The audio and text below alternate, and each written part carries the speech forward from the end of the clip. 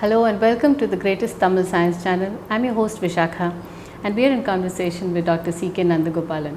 Hello sir. Good morning to you, Vishakha. So it's been a while because of the lockdown and it's a pleasure to be back here with you and of course listening to sir talk about various aspects of our life that are so important and so often ignored. So today the next few series that we're going to talk about is on diabetics. That's a very common, unfortunately it's become common and it's very accepted part of people's lives. Now before we get into deeply into what is diabetes and how does it affect us and what are the remedies, let's take a step back and just look at how the body uses glucose. Now glucose, it's also called, diabetes is related to sugar and in a lot of languages it's called as a sugar disease or a sweet disease. So let's go back to the base of this, that is glucose, and understand first how does glucose really affect the body? Why do we need glucose? How does glucose metabolize in the body? Only then can we understand what is diabetes and we can probably, once we understand this disease better, we can look at better remedies. So sir, over to you. Could you just explain to us how does glucose affect the body? Why is glucose needed? How does the body metabolize glucose? We have already spoken one program about carbohydrate. Right, yeah. What's carbohydrate and Right. all that. So glucose is the monomer, a single molecule. We have around 100 trillion cells in our body. That's about 10 lakh crores of human cells consist in a human body. And every cell has to have an energy source Right. to run, Right. to function, to work. The fuel for it. Yeah, the it's cell. basically the DNA and RNA of the cell has to drive itself. So it requires an energy source for it. That is what is glucose. So we have had programs on rice, we have programs on sugar, wheat, milk, Right. all our carbohydrate family. So the glucose is a carbohydrate family. So what happens here is that every cell individually requires glucose. So it's 100 trillion cells individually has to be supplied with glucose. It is such a huge work which beyond the human comprehension. Right. So whatever food that we eat, so it gets, the gastro works this way. It gets into the stomach, it's get grounded into pulp with the help of acids from the 4 different acids from the liver and the saliva while eating. Converted into pulp, goes to the intestines. Only the single molecules will be absorbed of all types. So when it comes to the question of carbohydrates, so the glucose, the galactose, the fructose are absorbed. Whatever the intestine absorbs, it all through the portal vein go to the liver, and from the liver it gets scanned and sent out to the blood, and the blood starts supplying the glucose to the human cells. This is what exactly happens. But then what happens to this glucose is something called glucose transport system, which is called the GLUT. They call it short form as glucose transport. Yeah, there are 5 glucose transport system: GLUT1, GLUT2, GLUT3, GLUT4, and GLUT5.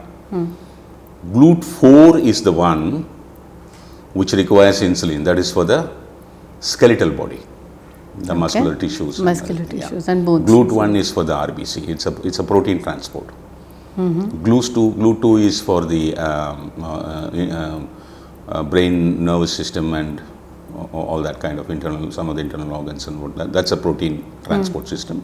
GLUT3 is for cardiovascular and other major. They cannot wait for insulin, so it's a protein transport. GLUT4, as I said, is an insulin dependent for the skeletal body. GLUT5 is basically for kidney and intestines and all that. That's a sodium transport. Okay. Yeah, each cell has to receive the glucose. That is, there are a lot of signaling systems and all that involved. It's a very big subject. With respect to modern science, they have gone minute and seen this what's happening. So what exactly happens when the glucose is received by the human cell? The human cell has a cytoplasm. It is a gel-like stuff. You have You have RNA, you have DNA, you have mitochondria, you have lysosome. There are so many components are there inside the cell. All these guys are floating in the gel. They don't have fixed stuff. Yeah. If you go cellular biology and see, it will be very interesting. So the mitochondria alone has its own membrane. There are two membranes. There's an intermediate space. They have two membranes for itself. The cell has a membrane for itself. The mitochondria has its own membrane. Right. It has two membranes. It has inside the mitochondria, there are 5 highly complicated protein structure which we cannot understand. Now this is being studied now in the last 30 years by the quantum biology in a very beautiful manner. So if you take the biochemistry part of it, the glucose by the Krebs cycle in the cell gets broken into pyruvates. That is C3. C6 becomes C3. A glucose is C6H12O6. It's broken into 2 halves, C3. Then there is a nanotube. So in this Krebs cycle itself, a few ATP is born, that I'll tell you later. Then this broken pyruvate is sent inside the mitochondria. So mitochondria has C1, C2, C3, C4, C5, 5 compartments in which this fellow is run. They have nanomotors having more than 6,000 RPM. It's called electron transport chain. This action is called the oxidative phosphorylation, the cellular respiration. What's happening inside? So they run only the electron. So it's a very elaborative stuff. There are 2 aspects of it. One is NADH to NAD, and then ADP, ATP synthase, and ATP.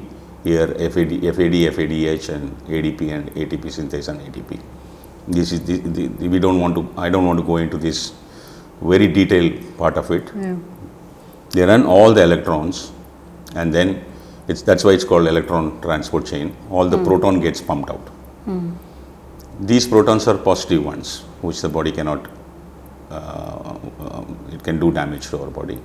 So as I said, that intermediate space of the mitochondria, between the membranes, both the membranes. Yeah, both the membrane, it's held very carefully. So your glucose in the end, which is broken into pyruvate, is converted to phosphate group. This is some kind of an alchemy. A glucose is getting converted to phosphate group.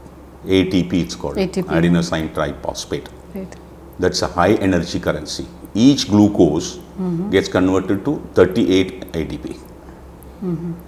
This 38 ATP is the one which drives your cell, which is the energy currency for the cell to function. For the cell to function. Yeah, but the thing is that this is studied in a laboratory condition, right, by having a general epithelial cell and seeing the whole works. But the scientists are still not sure whether what they study in the laboratory condition, what happens same inside the body, same number of ATP are produced or more or less, which they are not sure.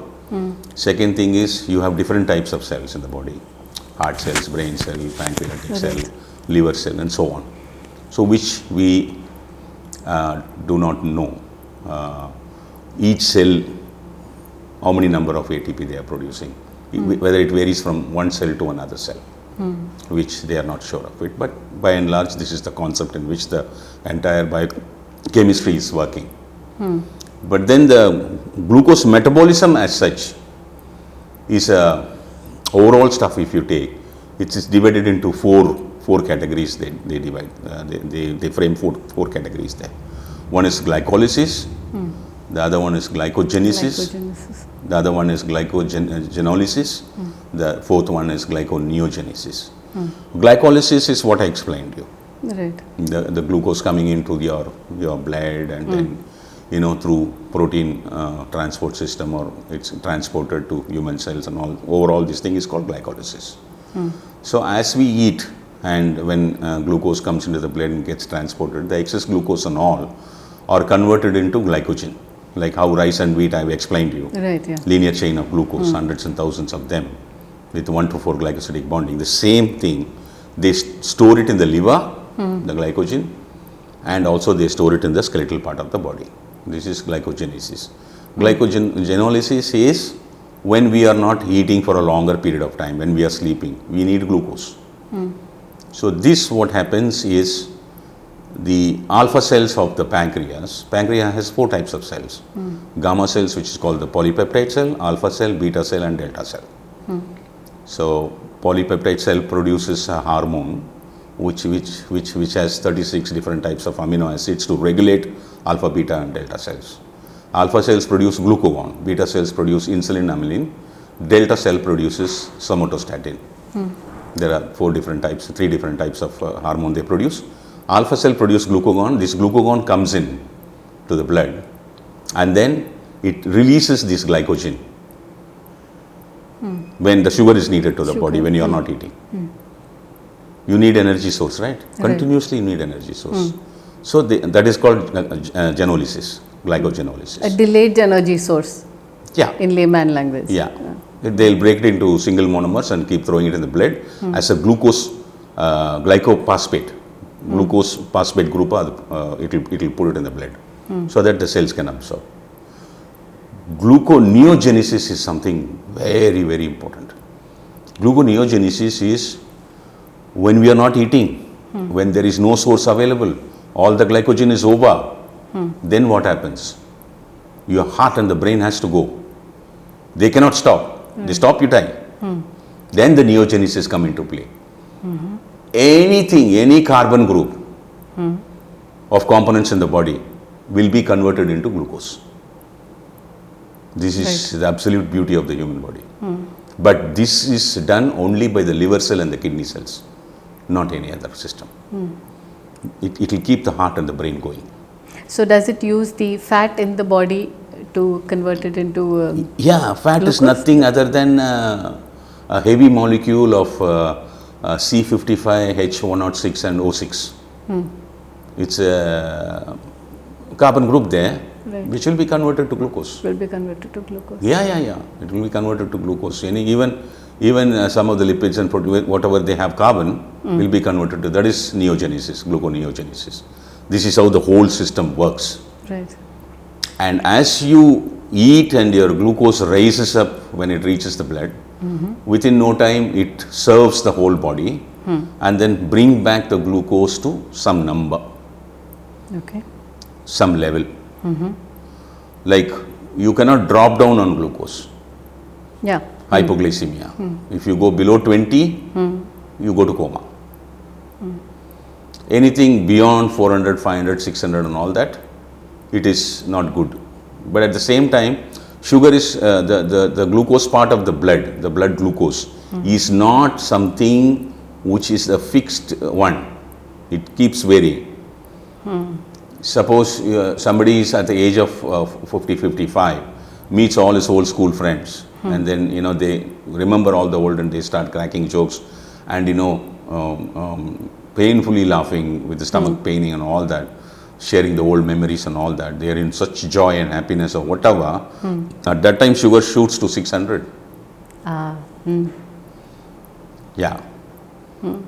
When you see a tiger, all of a sudden you'll be in a state of shock that you want to run and survive, escape. Okay, that day the run what you take, you would have never ran in your life. Right. Adrenaline. Yeah, adrenaline will come. It will just release the glycogen from the liver into the bloodstream. That time the glucose may go up to 800, 900 also. It won't harm you. It won't harm, right. Yeah. You will get all the energy in the world to do something beyond your physical capacity. But the physical capacity is built in you. But you have not exercised it before because you have not met a tiger before. Right. So sugar is a fluctuating part of it, the blood glucose. That is basically based on your emotions. When you are in grief, when you are in fear, when you are sad, when you are experiencing pain, when you are in joy, when you are in happiness, when you are in anxiety, the sugar fluctuates. True. So this is how the whole system works. And anything to do with glucose metabolism, whatever that we have understood so far with the help of modern science is absolutely correct to a large extent. But we do not know why the glucose imbalance is happening, the cause for it. Okay. Because when you know the cause, you can cure it. You don't know the cause. So this is how the whole glucose system is positioned. The glucose part of the body is positioned. Why do you need glucose? How the glucose is processed? What are the four major stuff? All these things. So when you say glucose imbalance, you're talking about the imbalance of actually the conversion of the glucose to ATP molecules. No, that doesn't happen. As you get the glucose into the human cell, it gets converted. Okay. That's not a problem. Anything goes wrong, it becomes a dirt material and the lysosome take it in and discharge it later. Okay. So It is only the free radicals born at the fourth chamber of the mitochondria may destroy this, may damage the cell of this protein, because human body is negatively charged, earth is negatively charged, human cell is negatively charged. Body will not like anything positively charged. In an atom, the electrons are negatively charged, the protons are positively charged. The protons, which is held in the intermediate space of the mitochondria membrane, where the cellular respiration comes into play, the blood comes and supply oxygen there, and this oxygen goes and joins this hydrogen proton and convert that into water. So you produce water.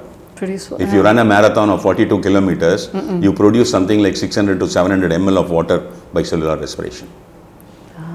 Okay. This is how the whole body works, according to the modern science, whatever they have discovered so far. But those are things under the laboratory conditions. correct. Yeah. Okay, so just wrapping up this episode, it is the imbalance of the glucose metabolism and not the issue of glucose in itself that causes or is harmful for the human body or No. causes diabetes. Never. Okay, I wanted to have this fact straight because glucose seems like a Glucose is a much needed one. Without glucose, you can't survive. you can't cannot survive, live. right? It is glucose is the very fuel for every single cell of the body. Another important stuff is 2/3 of the oxygen that you breathe in is spent by the brain, because the reason at 75% of the glucose coming to your body is needed to the human brain, which is less than 2 kilos. If a person is Yes. 60 kilos of weight, his brain is around 2 kilos, it uses 75% of the glucose coming in through your food and nutrition. The balance 58 kilos of your body takes only 25% of the glucose and 1/3 of the oxygen that you Yes, breathe in. yes, Yeah. you've told us this before when we Yeah. spoke about carbohydrates. Yes. So glucose seems like a something that's evil and to be avoided. We're going to stop this session here, and in our next episode we're going to start looking at diabetes as a disease and understanding it better. So thank you so much Thank you for very this. much. Thank you so much for watching us.